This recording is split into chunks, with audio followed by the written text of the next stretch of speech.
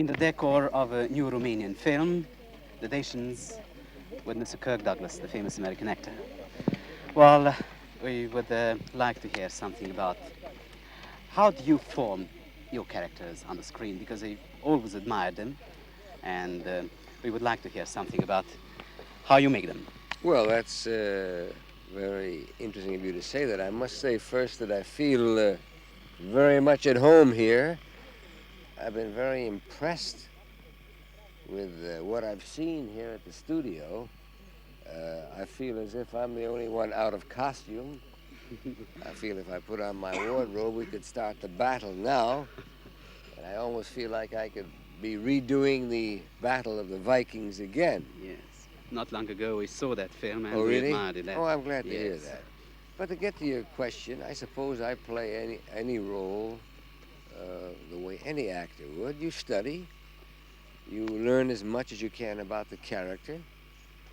You try to find all the different things that will help you play the role, and then you just go ahead and play it. Yes. For instance, in this line, one of the roles we will never forget was, for instance, that in Van Gogh. Oh, yes, I was saying that, well, Van Gogh was not difficult in one way to do because there's so much that's been written Yes. on the life of Van Gogh. There are all the letters that he wrote to his brother Theo. There are all the paintings that he did.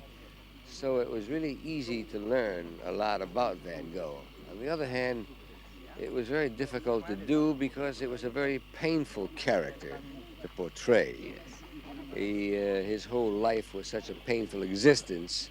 So from that point of view, it was a very difficult role to portray. Mhm. How do you shift over, for instance, from a role like Van Gogh to The Last Train of Gun Hill?